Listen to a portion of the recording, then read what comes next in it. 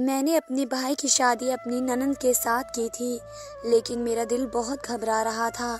मेरे दिल में बुरे बुरे ख्याल आ रहे थे। आज उनकी शादी की पहली रात थी। मुझे उनके कमरे से दूर रहना चाहिए था। मेरा वहाँ कोई काम नहीं था, लेकिन मैं उनकी तरफ से परेशान हो गई कि मैं जाकर दरवाजे पर दस्तक दे दी। अब मैं सोच रही थी कि मैंने अच्छा नहीं किया, मुझे वापस चले जाना चाहिए। लेकिन जैसे ही मैं वापस जाने लगी, मेरी ननंद ने दरवाज़ा खोल दिया और सामने का मंजर देखकर मैं हैरान रह गई थी। मेरी शादी जिस घर में हुई थी, उसमें सिर्फ एक मेरी ननंद थी जो पागल थी।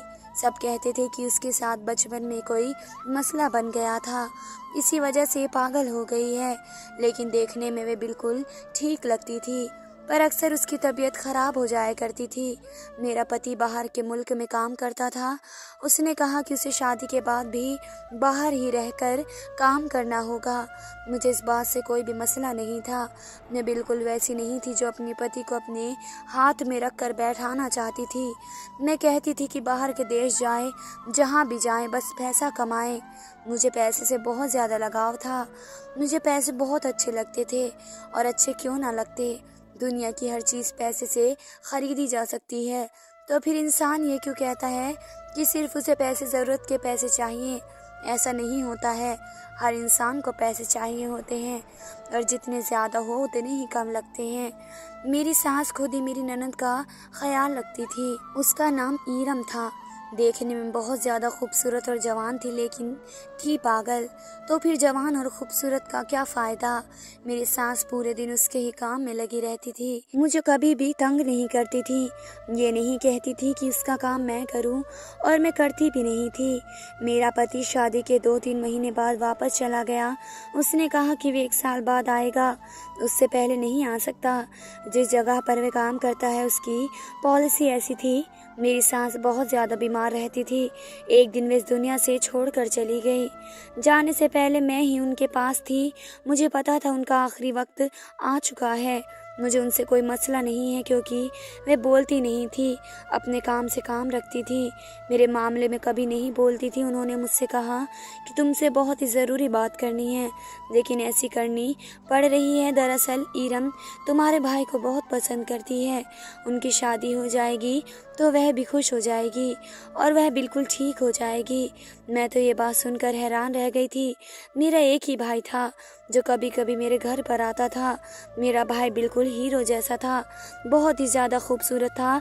हमारे ख़ानदान में सबका लाडला था, क्योंकि एक ही लड़का था। मेरे 3 चाचू थे, लेकिन सबको अल्लाह ने बेटियां दी थी, और मेरा ही भाई था, इसलिए सब उसको बहुत ज़्यादा प्यार करते थे। मैंने अपनी सास की तरफ हैरान होकर देखा कि वे ऐसी बात कैसे कर सकती हैं। वे अपनी पागल बेटी का रिश्ता मेरे नौजवान और हसीन भाई के साथ करवाना चाहती थी। मेरा भाई सिर्फ खूबसूरत नहीं था, बल्कि उसकी नौकरी भी अच्छी थी। वे अच्छे पैसे भी कमाता था। मैं तो हैरान रह गई थी। मेरी सास ने कहा कि वे तुम्हारे भाई से मोहब्बत करती है। मैंने कहा कि उसे अपने आप का नहीं पता, उसे मोहब्बत का पता है। मेरी सास ने कहा कि ऐसी बात नहीं है। जब उसकी शादी हो जाएगी, वे बिल्कुल ठीक हो जाएगी। तुम्हारा पति तो हमेशा अपने काम में मसरूफ़ रहता है। मैं भी इस दुनिया में नहीं रही तो उसका क्या होगा। तुम अपने भाई के साथ उसकी शादी करवा देना, तो वह हमेशा खुश रहेगी। मेरी रूह को भी करार आ जाएगा। मेरा दिल तो कर रहा था कि मैं सास को कहूँ कि ऐसा कुछ नहीं होने वाला, लेकिन वे पहले ही मरने वाली थी, इसलिए मैंने उनका ऐसा कुछ नहीं कहा। मैंने कहा ठीक है, मैं देख लूँगी, ये है मामला। मेरी सास ने कहा कि मेरी बेटी का ख्याल रखना, वे बड़ी मासूम है। उसको जो कहोगी वे वही करेगी। वे तुम्हारे सारे काम भी करेगी, बस उसे कोई भी कभी दुख न देना। हमने उसे बहुत ही मिन्नतें और मुरादों से हासिल किया है, और वह अपनी जगह पर बेबस है। उसके साथ मसले हैं, उसका बहुत ख्याल रखना। मैं मानती हूँ और कह दिया कि सब कुछ ठीक हो जाएगा, मैं सब कुछ संभाल लूँगी। मेरी सास इस दुनिया से चली गई। मेरा पति उनकी मैयत पर भी ना आया था। मेरा दिल परेशान था। उसने भी यही कहा कि मेरी बहन और घर का ख्याल रखना। सारा घर मेरे हवाले हो गया था। मेरा जो दिल करता था मैं वही करती थी। जब दिल करता था तब उठती थी, जो दिल करता था था वही बनाती थी, कभी पकाती थी, कभी बाहर से ऑर्डर कर देती थी और अपनी ननद को भी दे देती थी। लेकिन मैं उससे बहुत ज़्यादा तंग आ गई थी। मुझे समझ में नहीं आ रहा था कि मैं क्या करूं। मेरी एक सहेली थी, उसने कहा कि इसको बेच दो। मैंने कहा कि इसको कौन खरीदेगा। उसने कहा कि ऐसे बहुत से लोग होते हैं जो शादी करने के लिए औरत को खरीद लेते हैं। ये तो पुरानी रस्म चलती आ रही है, आजकल भी यही चलता है। जो बहुत खूबसूरत होता है उसे कोई भी ले लेगा। मैंने कहा कि फिर तुम ही पता करो कि ऐसा कौन है जो खरीद सकता है। उसने कहा ठीक है, मैं पता करती हूँ। दरअसल उसका पति बहुत ही ज़्यादा अमीर था और उसका ऐसे लोगों में उठना बैठना था। फिर उसने मुझे कुछ दिन बाद एक फैमिली के बारे में बताया जिसके 4 बच्चे थे और दोनों मियाँ बीवी नौकरी करते थे, इसलिए उनको अपने बच्चों का ख्याल रखने के लिए एक लड़की चाहिए थी। मैंने दिल में सोचा कि ये तो वैसे ही पागल है, ये अपना ख्याल नहीं रख सकती, बच्चों का क्या ख्याल रखेगी। पर वे लोग अच्छे पैसे देने को तैयार थे। मैंने कहा कि पैसे तो अच्छे दे रहे हैं, उनको जब तक पता चलेगा तब तक सौदा हो जाएगा। मैं उनको अपने घर का पता नहीं बताऊंगी और जो नंबर दूंगी वह भी बदल लूंगी। मैं अपने दिमाग में सारा प्लान बना चुकी थी और अपनी ननद को बेचने का इरादा कर लिया था। उन लोगों ने कहा कि पहले मैं लड़की की तस्वीर दिखाओ, उसकी उम्र क्या है, उसकी कितनी पढ़ाई की है। पढ़ाई और उम्र के बारे में मैं झूठ बोल दिया। जब तस्वीर दिखाई तो वे लोग बहुत खुश हो गए थे। उन्होंने कहा कि हमें प्यारी सी ही लड़की चाहिए थी, क्योंकि हमारे बच्चे पहले से ही 2-3 औरतों को भगा चुके हैं। हमारे बच्चे बहुत ज़्यादा शरारती हैं, लेकिन ये खूबसूरत है तो उसके साथ गुजारा कर लेंगे और हमारी सोसाइटी में भी हमारे साथ चलती हुई अच्छी लगेगी। हमें कोई आया या नौकरानी नहीं चाहिए जिसने फटे पुराने कपड़े पहन रखे हों और जो बहुत ही ज़्यादा अजीब सी हालत में रहती हो, बुरी सी लगती हो। उनको मेरी ननद पसंद आ गई थी। जब पैसों की बात हुई तो मुझे मेरी दोस्त ने कहा कि तुम अपना मुंह मत खोलना, हो सकता है वे बहुत ज़्यादा पैसे देने वाले हों और तुम थोड़े पैसे बता दो, इसलिए तुम खामोश रहना। जब उन्होंने पैसों की बात की तो मैं बहुत ज़्यादा हैरान रह गई। उन्होंने कहा कि हम आपको 50 लाख रुपए देंगे, लेकिन उसके बाद आपको इस लड़की से कोई ताल्लुक़ नहीं रखना पड़ेगा। यह हमेशा के लिए हमारी हो जाएगी और दिन रात हमारे साथ ही रहेगी।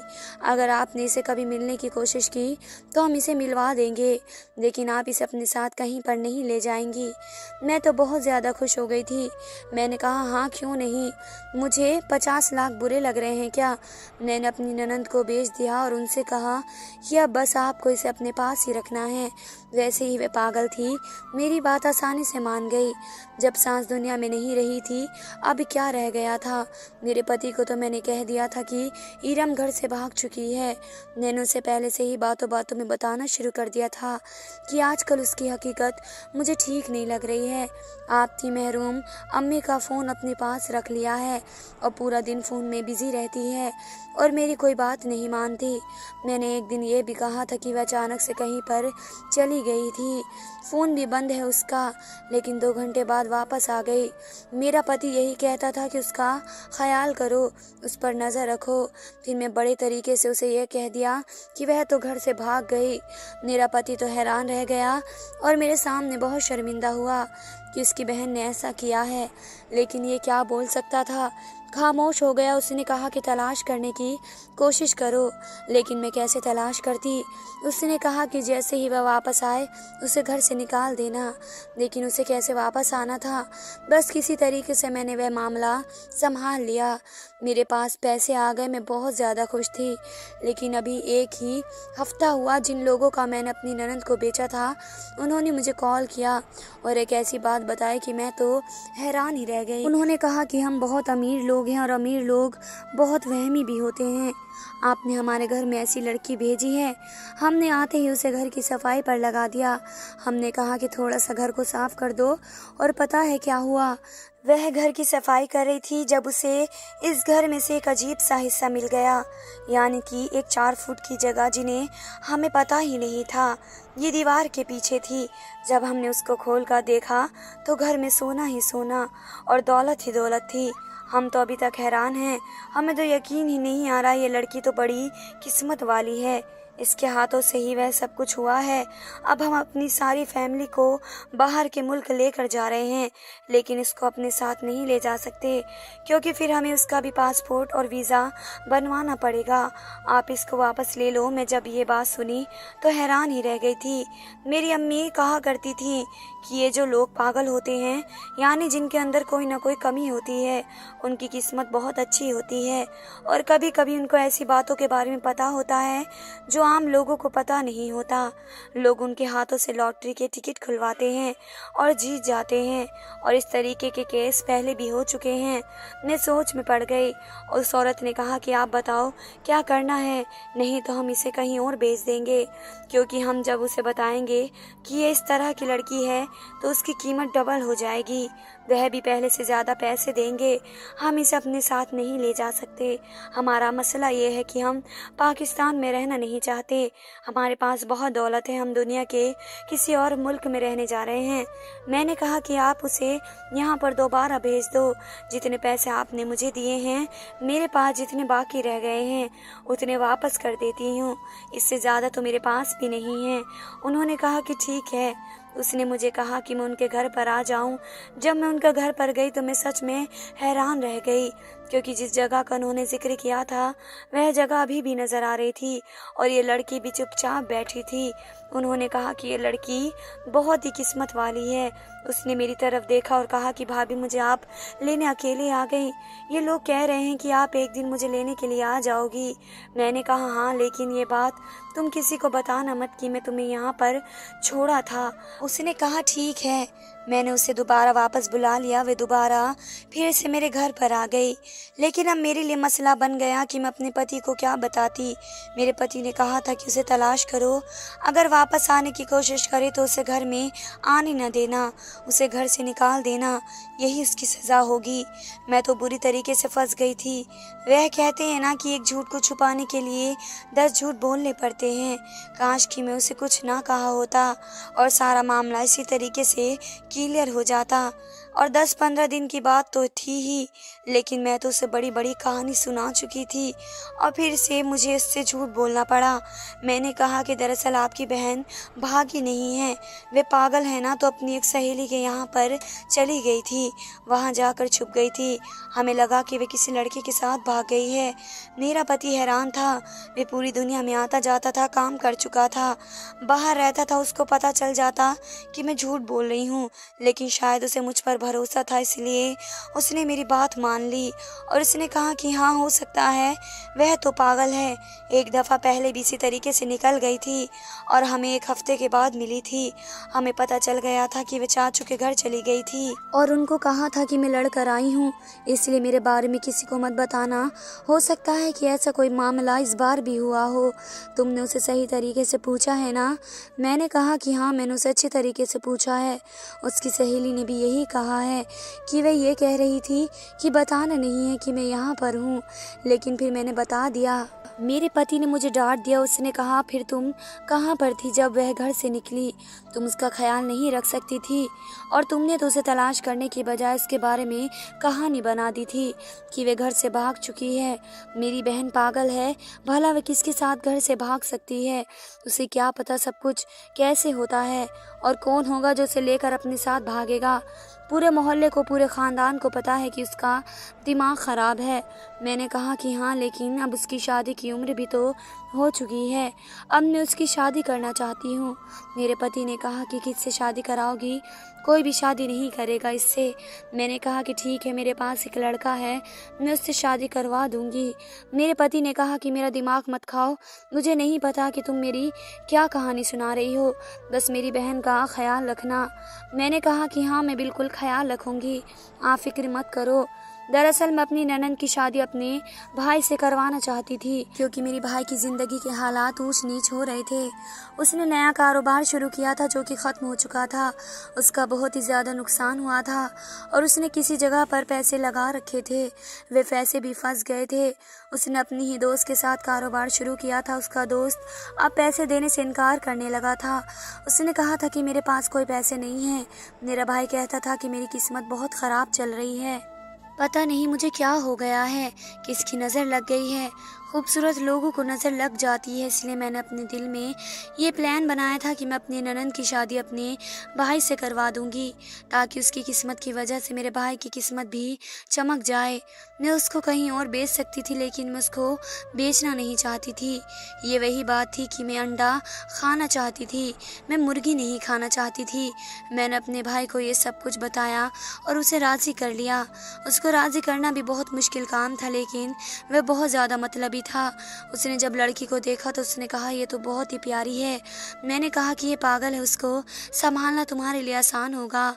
कुछ ने कहा कि बाजी कैसी बात कर रही हो, पागल को संभालना कहाँ आसान होता है। मैंने कहा कि ये इस तरीके की पागल नहीं है, उसको थोड़ा सा गुस्सा करो या डर कर सहम कर एक जगह बैठ जाती है। तुम भी ऐसे ही करना, उसको शुरू से खींच कर रखोगे तो ये चुपचाप करके हमारे साथ अपनी ज़िंदगी गुजार देगी। तुम्हें किसी को ये थोड़ी ना बताना है कि तुम्हारी बीवी है। बस हम तो खुशकिस्मत की वजह से शादी कर रहे हैं और इसकी खुशकिस्मती से फ़ायदा उठाना ही हमारा काम है। बहुत ही अजीब से हालात चल रहे थे मेरी ज़िंदगी में। पहले तो मैं अपने पति को मनाया और फिर दूसरी तरफ अपने भाई को, और अब अपनी ननंद को भी मनाना था। लेकिन उसकी माँ ने तो कहा था कि वे मेरी माँ बहन भाई को पसंद करती है, तो वे क्यों ना मान जाती। मैंने जब उससे बात की तो उसने कहा कि ये तो पुरानी बात है, अब मेरा दिल नहीं मानता। मैंने कहा कि आप तुम्हारे दिल को क्या हो गया है, मेरा भाई को गया गुजरा है और इस बात को कौन सा 1 साल हो गया है कि अब तुम्हारा दिल नहीं मान रहा। जिस शख्स से पहले मोहब्बत करती थी वह बुरा हो गया है। उसने कहा कि मोहब्बत नहीं करती थी, सिर्फ पसंद करती थी, मुझे अच्छे लगते थे, पर अब मेरा शादी करने का कोई इरादा नहीं है। मैंने कहा कि तुम्हें शादी करनी होगी, तो मेरी ननंद ने मुझे एक अजीब सी नज़रों से देखा। मैंने कहा कि ये मेरी ख्वाहिश है, क्या तुम मेरी बात नहीं मानोगी। अब हमारा एक दूसरे के सिवा कौन है। तुम्हारा भाई तो बाहर के मुल्क में चला गया है, उसे तो 1 साल तक वापस नहीं आना। पीछे तुम और मैं तो अकेले हैं, क्या हम एक दूसरे के लिए इतना नहीं कर सकते। मैंने उसे अपनी बातों के जाल में पूरा उलझा लिया। उसने भी मेरी बात मान ली कि ठीक है। मैंने अपने भाई को कहा कि वे शादी की तैयारियां कर ले और शादी की पहली रात ही ढेर सारी लॉटरी के टिकट ले और शादी की पहली रात अपनी बीवी के साथ बैठकर चेक करे कि टिकट निकला है या नहीं। और मुझे यकीन है कि इस रात में कोई टिकट निकल कर आ ही जाएगा। मेरा भाई अभी भी कुछ कहने लगा कि आपको पूरा यकीन तो है ना कि ऐसी ही बात है। मैंने कहा कि वे लोग पागल थे जिसने उसको 50 लाख रुपए में ख़रीदा, फिर उनके यहाँ से इतना सारा सोना निकल कर आ गया, पहले क्यों नहीं निकला। मेरे भाई ने कहा कि इत्तेफाक हो सकता है। मैंने कहा कि इत्तेफाक नहीं है, इसकी किस्मत वाकई बहुत अच्छी है। इसकी माँ ने भी मुझे इसकी कहानी सुनाई है कि हम बहुत गरीब थे, हमारे सर पर बहुत ज़्यादा कर्ज थे। जब ये पैदा हुई तो उसके बाद से हमारे हालात अच्छे हो गए थे। और उसका भाई यानी कि मेरा पति अक्सर यही बताता था कि मुझे जिस दिन बाहर के मुल्क जाना था उस दिन इसी की वजह से मेरी जान बच गई थी और मैं मरते मरते बच गया था, वरना तुम उसी दिन मर जाती और बाहर के देश भी नहीं जा पाता।